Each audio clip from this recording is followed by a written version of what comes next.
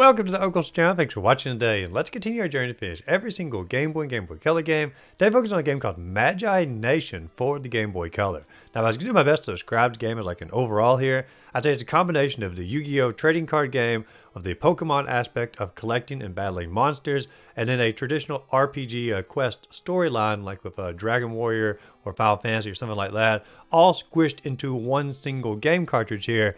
And for me, the results are going to be fairly mixed. I don't think it's a great game on the Game Boy, but I know I am in the vast minority opinion on that because this game has a pretty big fan base or a cult following on it.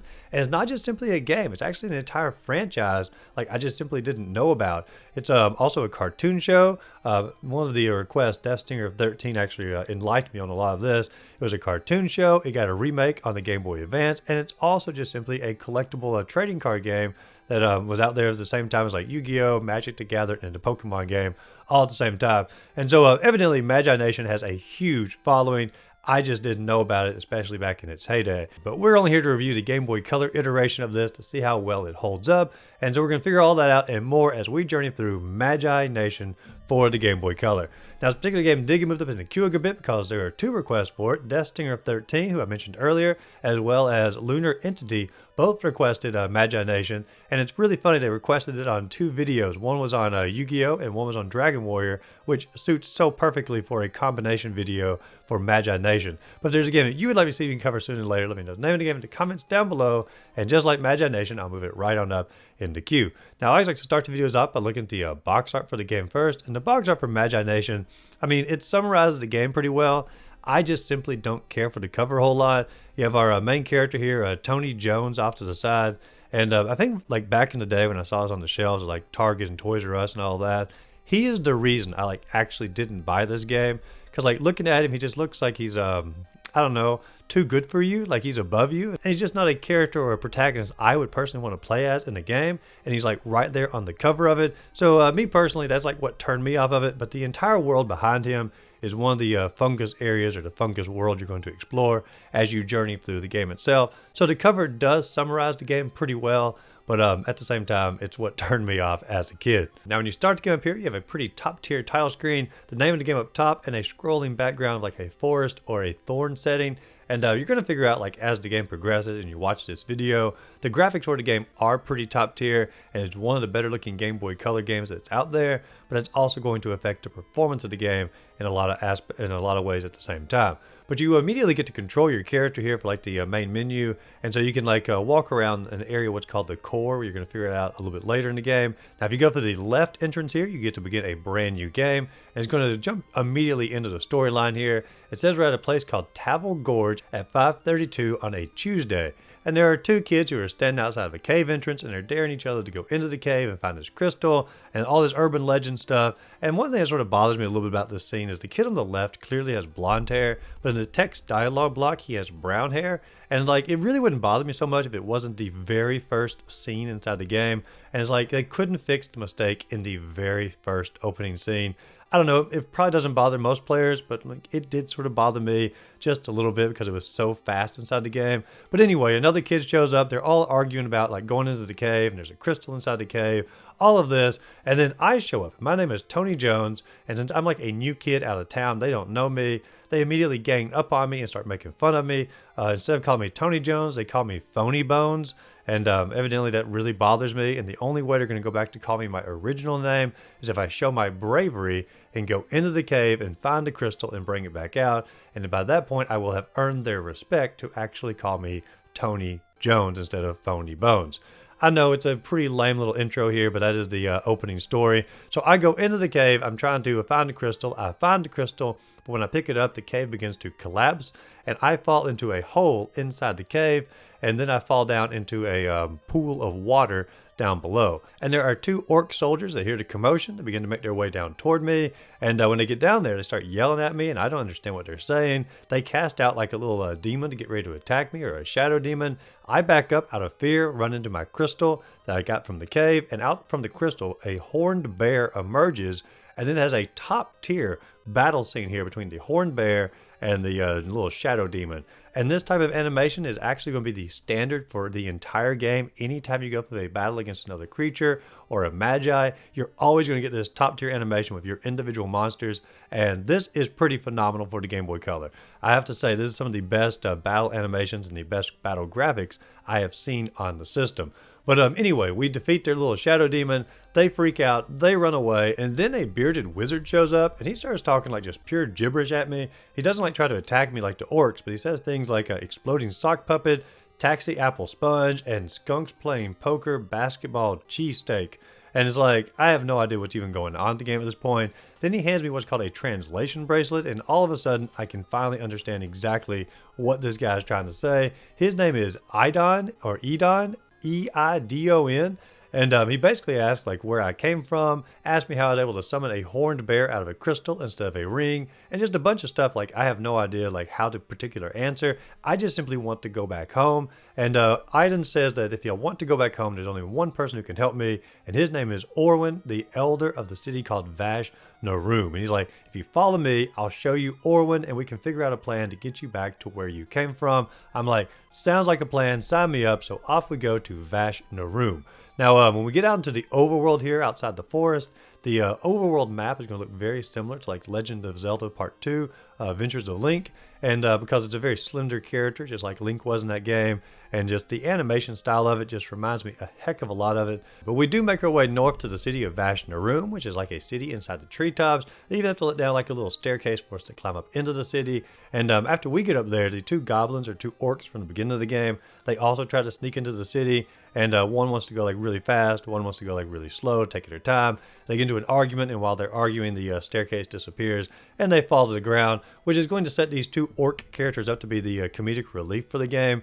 And they're always going to be bickering back and forth, and their plans are always going to backfire. And sometimes it's sort of funny. Sometimes it's sort of like, all right, let's move the story on along here. But they are the comedic relief as you go. Now, when you get up into the city, this is going to be like your home base here. And there's like an inn you can stay at to rest, heal yourself up. There's a store you can purchase things at. There's a ring shop where you can actually make your rings to summon your creatures, which we're going to get to in a little bit. But we do eventually make our way to Orwin, and him and Idon are arguing back and forth on like why I'm even here. And evidently I'm not the first kid that Idon has found in that puddle down below, because according to Orwin, he brings kids like all the time up to this little treetop town thinking that they're like the chosen one who's going to save the world, and then they're just simply a joke and they cause so much disaster and destruction. And Orwin's like, not again, send the kid back, I don't want him here.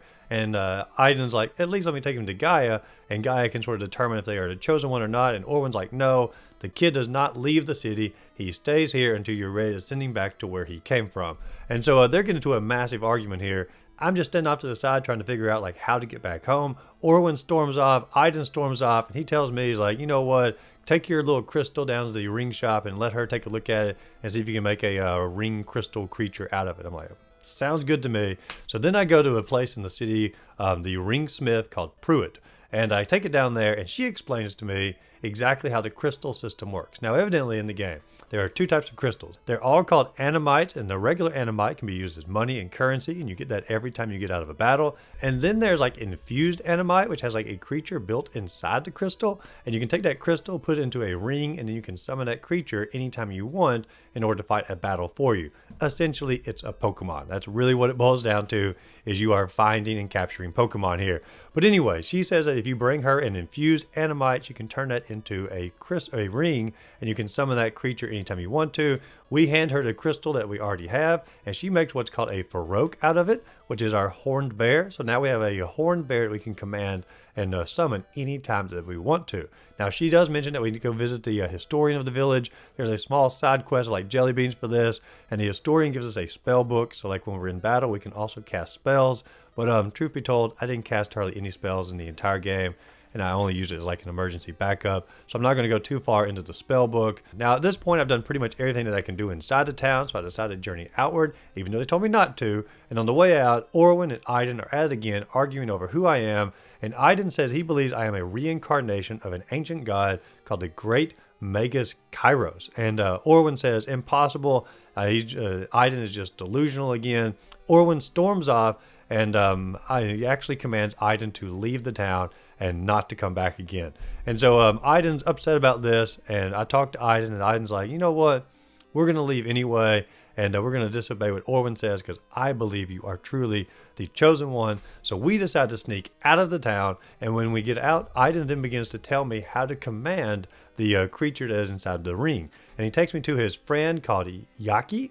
I may be saying it completely wrong, but it's spelled Y-A-K-I, and they are going to teach me all the basics of how to battle in the game. First off, there are two different types of battles. There are just creatures that appear in the wild, and if you defeat a wild creature, you obviously get Animite for the money, but you also have a chance of them dropping an infused crystal of that creature, and if you collect enough of the infused crystals, you can take it back to the ringsmith, get it crafted, and then you can also summon that particular creature on your team inside of a battle. And so that's the first type of battle, and the second type of battle is going to be a Magi battle, and for this it's going to be a person just like you who has a collection of creatures, and you're going to battle against their creatures. And so you can see, like right here, this feels just like Pokemon. You are collecting creatures for your team, battling against other trainers or other Magi's who also have a team of creatures, and the victor is going to be the one who takes out all of the creatures. And so that's going to be your two types of battle. However, the actual battling themselves is going to be completely unique from pretty much any RPG I have ever played, because they're going to take your HP or your hit points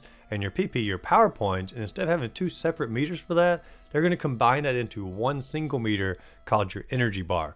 Now, you as a player, you have your energy bar, and every one of your creatures is going to have their own energy bar. So you as a player, every time you get hit, you're going to lose some of your energy. But also, every time you summon one of your creatures, you're also going to lose some of your energy. And your goal is to simply not let your energy get all the way down to zero and have no creatures on the playing field. And speaking of creatures, every single one that you summon has its own energy bar. And every time you do a move, the energy bar goes down. And every time that creature is hit, the energy bar goes down. And so if your creature takes a lot of damage, it prevents him from doing some of the more powerful moves in return. And so you really have to like sort of map out which creatures want to do which moves, which ones want to be defending. Are you monitoring your energy bar? Are you monitoring your creature's energy bar? And one really cool thing about this is when your creature passes away in battle, if you as a player has the energy, you can then summon that creature again to go back out on the playing field because you had the energy to summon that creature. I know it sounds confusing, but when you're playing the game, there's one energy bar for both the HP and the PP. It really does make a lot of sense, and it feels very natural inside the mechanics. And so like I really do like the battle system, and like the animations for it, top tier. Every one of your creatures is animated. There's like 100 different creatures throughout the entire game. Top tier battle system here.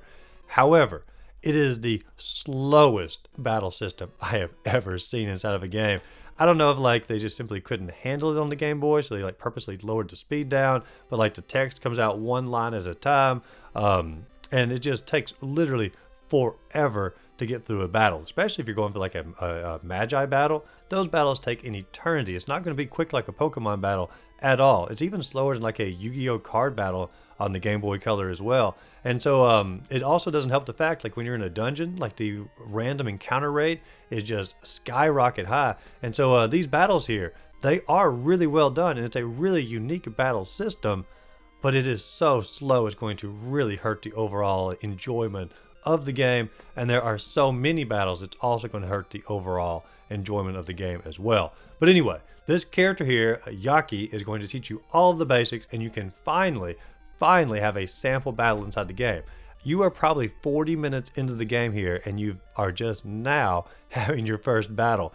Me personally, I feel like the pacing's a little bit off when the game does that on the Game Boy. I feel like you're going to lose a lot of players here, but that's the directions they chose to go in, and they really do a very thorough tutorial because the system is fairly complex. Now, after all the training is over, the world begins to shake, and something called a shadow geyser begins to arise from the ground inside the forest. And Aiden, Orwin, and I, and everybody else in the town is going to venture out and try to figure out what is this shadow geyser, why is it causing so much disruption in our world here, and how do we stop it? So we are getting ready to venture off deeper into the forest here. And so when we go into the forest, you're going to notice exactly how the battle system is going to work even further. You can see these little sparkles on the ground, and those represent the creatures. So if you don't want to get into a random battle, You don't have to in this part of the game.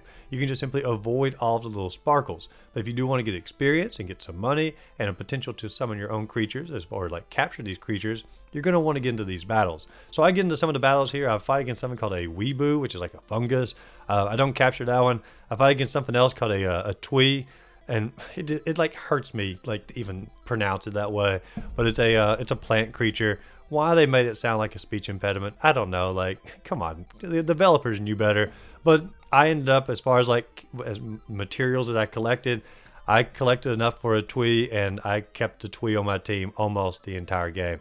Like I said, it's hurting me to even say it here. And believe it or not, not believe it or not, you probably already know it. The twee is a terrible creature for me to have. I just got so used to having it that I kept it on the team for way too long. But we do eventually get to the Shadow Geyser. Orwin is there. He actually tries to attack the Shadow Geyser. It hurts him, basically mortally wounds him. They have to end up taking him back to his house and sort of do a hospice care on him.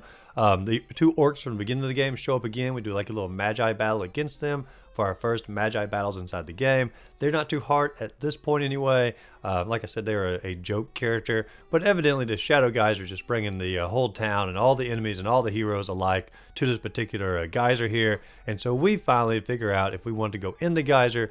Aiden says we need to go talk to Gaia in order to get us into the geyser. Gaia, geyser.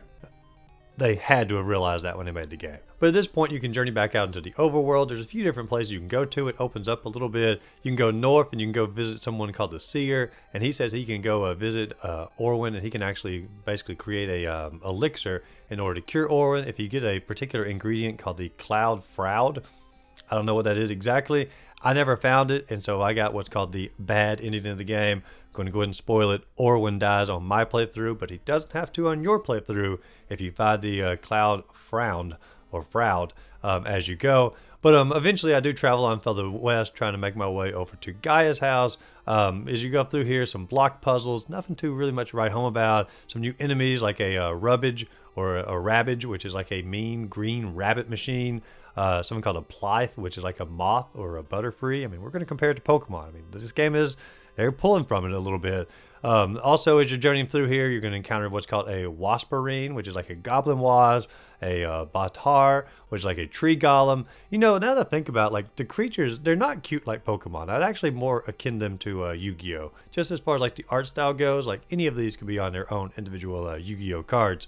But as we're making our way over to Gaia's house, there's a woman who keeps appearing, sort of taunting us a little bit, and sort of disappearing and teleporting. We have to solve all these rock puzzles as we go. It feels like we're playing Conker's Pocket Tales all over again. And if you've watched my channel and you watch this series, you know exactly what I'm talking about for that. But we journey through here. We eventually get all the way to a little windmill town. We walk up to it. Aiden's out front. He's like chopping wood, you know, a true farmer here. I thought he was a wizard, but evidently he's a lumberjack farmer.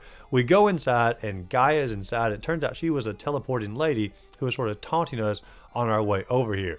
And when we get there, she tells us that she thinks we might actually be the reincarnation, like Aiden said, of this Kairos fella. And she even gives us what's called a glyph that's sort of got places in it where we can put stones.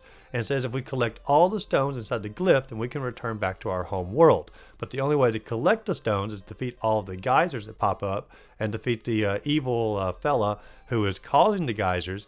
And so it's sort of like a mutual beneficial thing. If I do all the steps to save their world, I collect all the pieces in order to unlock a passageway back to my world. So it's a win-win. I mean, you know, you can't go wrong with something like that. But now that I have this glyph here, I have this newfound confidence. They tell me to go back to the Shadow Geyser over in the forest. I have to backtrack all the way back over there. There are very few shortcuts in this game. They really did a lot of padding when it comes to your traveling here. You travel all the way back to the Shadow Geyser. You go in it. It's a pretty cool aesthetic for your first geyser. This is what you call a dungeon in the game. The walls definitely looks like it has like a skull, like shadow skulls, like hidden inside the walls. It's a cool aesthetic. There is going to be one main gimmick inside of every single dungeon, and the gimmick for this one is just simply switches, and you just hit a bunch of switches and it opens up main doors, and you can advance further inside the dungeon here. And the only thing that like ever hinders your process is at one point there's like a bone stuck inside one of the gates, and you have to pull the bone out first and then hit the switch again. Really not too hard to figure out. As far as new enemies, you get the Vile Yogu, which is like a blue-purple alligator or dinosaur. Not Barney the dinosaur, a alligator a purple alligator. You also have the Shadow Vino, which is like a purple Vector Man. I thought it was a pretty cool little aesthetic here.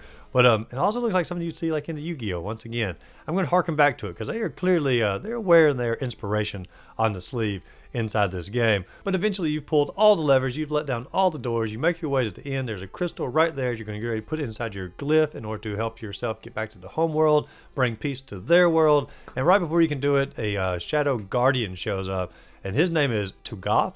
And he's going to have a Magi battle with you here. His main creature he's going to use is what's called a coil, which is like an octopus ant with like blades for hands. A cool little creature here, but fairly ferocious. And once you kill him off, you've gotten the first crystal for your glyph. Now, before we can journey back to Gaia to show off our cool little crystal here, we are approached by this little floating alien creature. Sort of looks like an Orko or an evil Orko from He-Man. And obviously he's up to no good, and we don't really know exactly what's happening with him. We just simply know that he is causing something to do with these geysers that are popping up around the land. Now, she doesn't really give me a hint as far as like where I'm supposed to go next, but she does say like the crystals that I've gotten, that Aiden can turn them into like crystal gloves where I can like sort of dig through rock and whatnot, which is going to allow me to explore more areas inside the map. He makes me these crystal gardening gloves and whatnot, and so I go north to a cave. I can start sort of digging my way through the soil here, and I eventually come out in a new area, which is like, I'm going to call it Fungus Land, because if you look around here,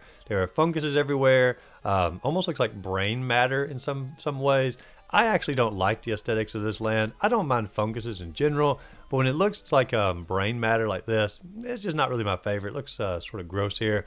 But as you journey through here, you're eventually going to find a little town, and wouldn't you know it, everyone in the town is obsessed with mushrooms. You have a mushroom farmer named Gruk, something like that. I mean, the game is just making up stuff at this point. You have Gogor, who's basically Gaston. He's obsessed with himself, thinks he's the most beautiful, most handsome, most muscular man who ever lived. The wise man of the town thinks he's the most wise man who's ever existed. The town elder thinks he has the most beautiful town that ever existed. And look at the town here. It is not the most beautiful town. But clearly the mushrooms are getting to their head a little bit. But to make a long story short, a shadow geyser arises near Mushroom Town, and our goal here is to take out the Shadow Geyser. Now, when we go into our second geyser here, it's going to have its gimmick here is going to be a little switches on the floor to make platforms raise and lower. And you sort of have to figure out like which areas you want to raise and lower in order to explore the area the best. And I did forget to mention, when you're in a Shadow Geyser dungeon here, all of the encounter rates, they're no longer like little sparkles on the floor. They're just simply random encounters like a traditional RPG. And the encounter rate is just through the roof, like I talked about earlier. Like you'll take like 3 steps and you'll get sucked into a battle. 3 more steps, sucked into a battle. And so like your exploration here is severely hindered because you get so annoyed with all the battles you're getting sucked into. It does make your characters powerful, but man oh man, does it make for a miserable experience exploring these dungeons, trying to figure out all these little puzzles. And so because there's a ton of backtracking, anytime you put puzzles in the dungeon, you got backtracking, and coupled have a very slow RPG system, and you're just making for a fairly miserable experience. Now, when you get to the end of it, you're getting ready to get your next crystal for your glyph here. Another Shadow Guardian shows up. His main creature is going to be like a puppy dragon hybrid. I didn't write down what the name of the creature was. Probably wouldn't be able to pronounce it even if I had of. But a cool little creature here. And when you defeat him, the place begins to collapse, and evidently destruction is happening in the Mushroom world here. And so you run out, you run back to Mushroom Town, and the place is just in complete and utter ruins. And so we go back to the main town center here. We're trying to figure out what happened. And evidently that little alien Orko I talked about earlier showed up and just destroyed the town and just leveled it here.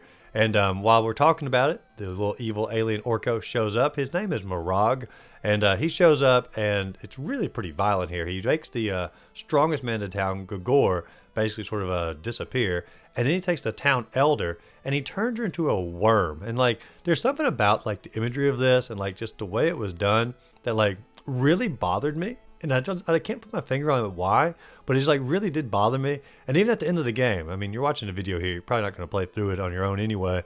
At the end of the game, she's still a worm. Like, it's never solved. And maybe because I got the bad ending, but it's like a really depressing ending. This town elder is now just a permanent worm. Lower IQ, no movement, nothing life.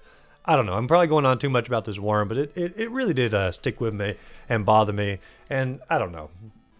It's obviously a personal thing. But anyway, we do end up fighting Morag, and this is a battle that you're meant to lose inside the game. We lose the battle, and right before he's getting ready to kill us off, an archer that we saved earlier in the game ends up shooting him in the head of an arrow, and Morag sort of, backs away and says like, hey, I'll be back and whatnot. But at this point, we do need to go back and visit Gaia once again because we have a new crystal inside the glyph, and so we need to talk to her as far as like where we need to go next. Now, when we get there, she's going to start giving some background information as far as like the world that we live in. Well, evidently, long ago, it was just simply the gods of the planet, and then there were the humans of the planet. And the gods had all this amazing knowledge about the Magi and all of this, and then they decided, you know what, we should share that knowledge with the humans. So they gave it to the humans, and there was one human in particular, Agadon, who got a lot of the knowledge, who spread around. And the gods, the humans, complete peace. But there was one god who's like, no, this isn't fair. This knowledge is for the gods only. And he went on a basically tirade in order to stop the humans from having that knowledge. And he hired a warrior named Morag and gave him these extra powers and basically just made him a supernatural being in order to basically wage a war against humanity in order to take away the Magi powers. And it didn't work because Agadon ended up rising up against Morag, and they ended up sealing him and the god that rebelled against the other gods away. And so the humans and the gods could once again be at peace. Now, Morag is somehow back. We don't know yet, but he is somehow back. And it just begs the question to me, why don't the other gods come back out and try to, solve the problem again? Why is it all up to me, a boy from the real world down here trying to solve the problems? But anyway, that's the background story for the game. And all of a sudden, when I'm getting ready to leave, Morag himself does show up. He could easily just turn me into a worm and solve this whole problem once and for all. But anyway, he kidnaps me, takes me to a volcano land, getting ready to throw me in the volcano. And then he sees people are getting ready to walk up here and see him murder me. And he's like, whoa, I don't want to look like the bad guy. And he sort of drops me and flees away. It's like, this is a fella who basically went on a war or a rampage to take out the human race. They know he's a bad guy. Look at him. He's a bad guy. He's got glowing red eyes. And he's afraid that if they see him murder me, that's what's going to turn their mind against him. I'm like, come on, Morag. You got worse worries than little old me going into a volcano here. But anyway, the town folks show up. They see that the Shadow Geyser has appeared behind me. And so they're like, oh man, this is the guy who did the Shadow Geyser. Let's attack him. Let's take him back to the Elder. Let's put him on trial. Let's punish him here. Now, when we enter into the town, the Shadow Warriors have emerged from the Shadow Geyser. They're attacking the normal villagers. Everyone freaks out. I sort of step up to the plate here. I begin taking out the Shadow Warriors, sort of rescue the town a little bit. And then the people say like, wait a second, maybe this guy's not all so bad after all. Maybe he didn't cause the Shadow Geyser if he's killing off the Shadow Warriors. And they're like, maybe you could go take out the Shadow Geyser for us and truly save the town like once and for all. Really prove who you are. And there's some little side quests inside the volcano village here. You have to collect like one very specific crystal animite in order to get a creature in order to like build a bridge, but the bridge doesn't work out. Then you have to go over and find Agadon's boots so you can like jump really far, jump over the bridge. And so you eventually do make your way into the Shadow Geyser, but there are some side quests along the way in order for it to get to work. And it's also around this time period I finally decided to craft myself a new creature. I craft the Lava Balamut, and I can't say it's like an amazing creature, sort of like a lava lion, but it does take sort of the heat off, no pun intended, from the other two main members of my team when I'm inside of a battle. And yes, I'm still rocking Twee at the moment. But anyway, so eventually do get into the Volcano Shadow Geyser, and the gimmick for this level here is going to be little levers that you lift up to open up the dam for the magma to flow into areas and flow out of areas, and you have to position blocks just right in order to hop on the blocks in order to traverse from one area to another. There's a lot of backtracking here, but I will say there are parts of this level where they knew you were going to be pushing so many blocks, they actually took out the enemy encounter areas or enemy encounter rates for those areas, which was a really big benefit for the game of making it go by a lot faster. Now, when you get to the Shadow Guardian of this Shadow Geyser, he's not too bad here, but he's going to give you a little bit more background as far as like the lore goes inside the game. And evidently the god who sort of broke away from the other gods, his name was Agram, and he's the one who hired Morag. And so now we got a little bit more background of who we're trying to like really defeat inside the game. But once we get out of the Shadow Geyser, we go back to the volcano town. They're so excited about it. They want to show or throw me a huge party here. They do like a reenactment. There's like a little stage here. I get to watch a play of me defeating the Shadow Geyser. A cool little, you know, tribute to me. But while all this is going on, Mirage shows up and begins to zap people away and basically kill the entire town off. And so I guess I was a hero until I was the ultimate villain to the town and caused their ultimate destruction. Very, very sad. But then Mirage takes me up and takes me to a jail cell, puts me in jail somewhere. It's like, once again, you just got to turn me into a worm, and the entire game is over. That's all you got to do, Mirage. Turn me into a worm, and you've defeated your entire threat here. But anyway, we get to the jail cell. Very easy to get out. There's a like an angelic figure who leaves feathers around the level here, who ends up freeing me from the jail cell. I go out. I end up hopping off the edge of the jail, going down into the water, and there's a fella who I should have mentioned earlier in the video.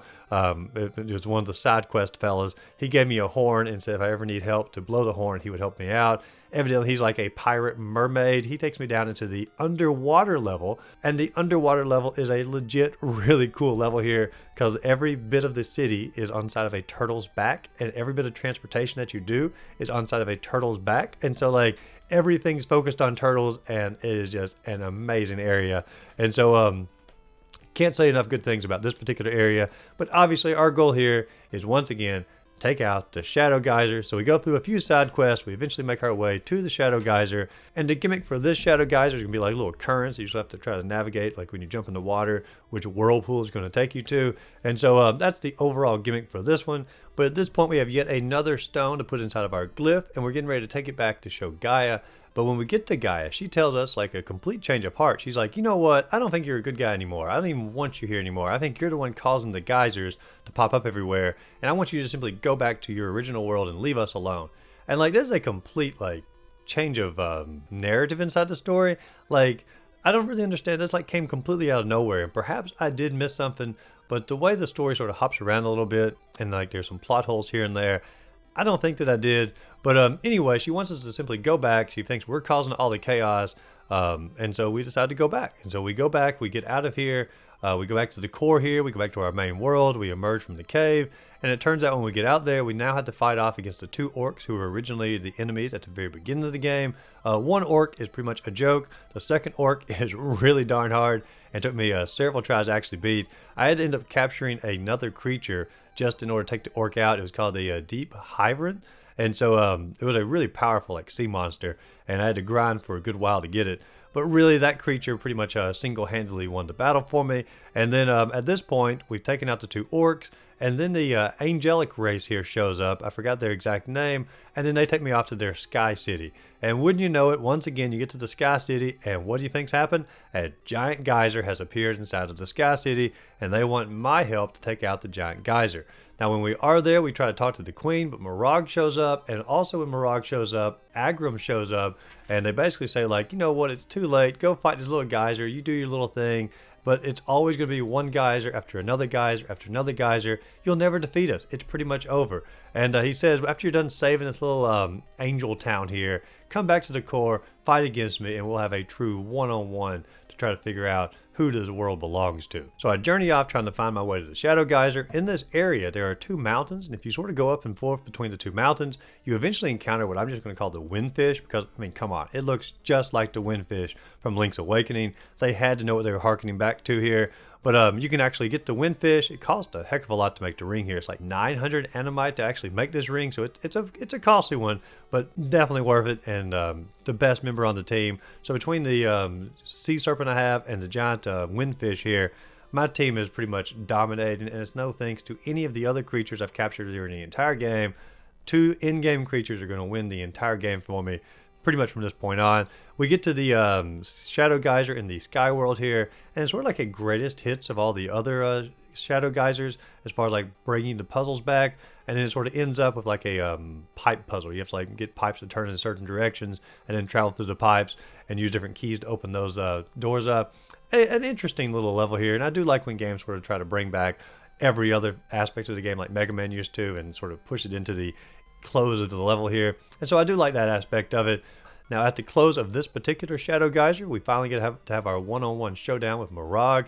And Mirage is a fairly difficult little challenge here, but I was so disappointed. Like, when you defeat Mirage, you don't get like any like villain speech or nothing like that. He just disappears, and like that's the end of it. And I'm like, come on, like the game has so much dialogue in it here, and it's so spaced out in so many areas. Like, you could have given me some dialogue for like the second most worst enemy in the game, or the second primary antagonist. But at this point, we journey back to what's called the core in order to fight against Agrum. We get to see like a little room leading up to him where he's taken all the people hostage and turned them into statues throughout the game. A cool little aesthetic here. We get to fight against Agrum. He's really not that hard, but I mean, I do have probably the two most powerful creatures in the game at this point. But once you defeat him, all the people become normal again. The world is restored back to its normalcy. We get to journey our way back out the cave. We get to see our friends out there. They still want to call me funny names because, you know, I didn't technically get to Crystal. And so my story sort of comes to a sad close there. So I can save an entire world, but I'll still be known as Phony Bones in the actual real world here. And then we do get like sort of a sad ending inside the fantasy world. And what happens here is you get to see them bringing out Orwin's coffin and taking him off to bury him. You get to see some of the town still in destruction. You get to see the elder still a worm here. And so a really sad ending to the game. And I did look it up, and there's actually two separate endings. And I did get to what's called the bad ending. And in the good ending, Orwin is healed. I don't know if the worm is turned back to normal or not. I assume so, but I don't know. In my ending, the worm remains. And so at this point, that world at least is on the right track to be normal again. Even though some people have died and a lot of chaos is still there, it's on the right track. In my world, I'll just be known as Phony Bones. Continuing on. Then the credits begin to roll, and at that point, little dispersed throughout the credits showing, you know, highlights of the game. But let's talk about the game as an overall here. Now, me personally, I really didn't enjoy this game all that much. I mean, there were some cool aspects of it. The battle system was really unique, and I did like the battle system, but it was so drugged down by the pacing of it and the endless amount of battles. By the time the game was over, like, I started to hate the battle system. And so, like, the biggest plus of the game became one of the biggest negatives by the time the game was over.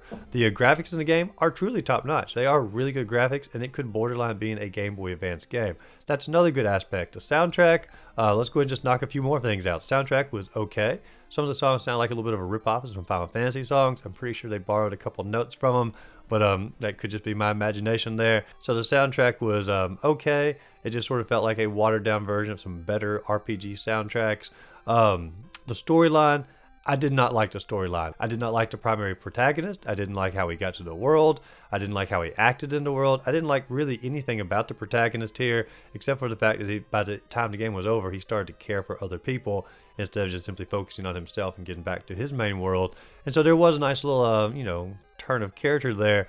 But like, I still don't know, like, when the game was over, like, am I just a normal kid from the real world, or am I actually a reincarnation of this god? I'm not really sure. Like, the game didn't really make that very clear, and it didn't really give you a lot of history about who that god was that you're a reincarnation of. And so there's just a lot of lore that's missing. And I don't think it's from people I didn't talk to, because there's not that many people to talk to in all the towns. And I feel like I talked to everybody. And I just really feel like the lore wasn't there to make a good, cohesive story. I don't know. I just didn't like the game as an overall. I feel like the best aspect of the game was the battle system as well as the graphics, but there are so many negatives surrounding all of that that it just really can't pull out to be a positive score for the game. To me, I'm going to give Magi Nation a 4 out of 10, and I hate to do it, but I mean, it's such a cult following of the game, but I just really didn't enjoy this particular RPG. It's probably my least favorite RPG I've played on the Game Boy thus far, and I've played a lot of them, but I just simply didn't like this one. But what do you all think? You enjoy Magi Nation for the Game Boy? Let me know in the comments down below. And as always, if you enjoyed this video, be sure to like and subscribe to the channel. Check out my other videos listed up above, and go out there, find a great game to play. Simply have a great rest of the day.